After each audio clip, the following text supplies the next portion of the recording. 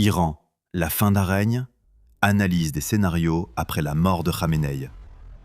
C'est une annonce qui a fait l'effet d'une onde de choc mondiale, une frappe ciblée, une opération conjointe, un message brutal. Selon Washington, l'ayatollah Ali Khamenei, guide suprême de l'Iran depuis plus de 3 décennies, aurait été éliminé lors d'une opération baptisée « Fureur épique ». Le président Donald Trump affirme disposer de preuves. Israël parle de confirmation visuelle, mais Téhéran garde le silence, un silence lourd, un silence stratégique. Si cette information se confirme, nous ne parlons pas simplement de la disparition d'un homme, nous parlons d'un séisme politique, d'un basculement régional, peut-être même du début d'un nouvel ordre mondial au Moyen-Orient. Pourquoi maintenant ? Depuis des semaines, les tensions atteignaient un point critique. Washington accusait l'Iran d'avoir franchi le seuil de 90% d'enrichissement d'uranium, le niveau technique précédant l'arme nucléaire.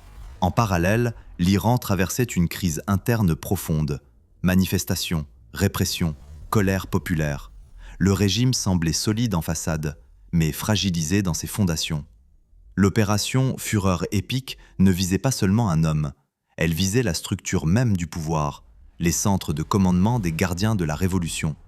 Une stratégie dite de décapitation, couper la tête pour désorganiser le corps.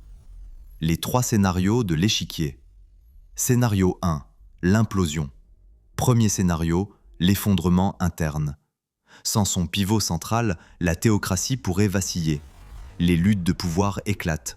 L'armée régulière, l'Artèche, refuse de tirer sur la population.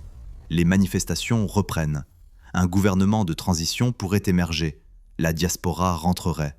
Mais le risque, un chaos comparable à la Libye post-Kadhafi, des milices armées refusant de déposer les armes. Une révolution peut libérer ou désintégrer. Scénario 2, la junte des Padaran. Deuxième scénario, le virage militaire. Les gardiens de la révolution prennent le contrôle total. Les religieux passent au second plan. L'agression étrangère devient un outil d'unité nationale. Le nationalisme radical remplace la théologie comme moteur principal. Résultat, un Iran forteresse, plus fermé, plus imprévisible, et peut-être plus déterminé que jamais à finaliser l'arme nucléaire comme assurance de survie. Scénario 3, le grand embrasement. Troisième scénario, la riposte régionale. L'Iran active ses réseaux, Hezbollah au Liban, Houthis au Yémen. Des missiles visent Israël.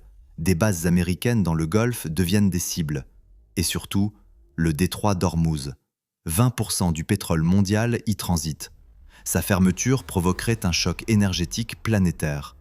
Inflation mondiale, marché en panique et potentiellement l'entrée indirecte de puissances comme la Russie ou la Chine pour protéger leurs intérêts stratégiques.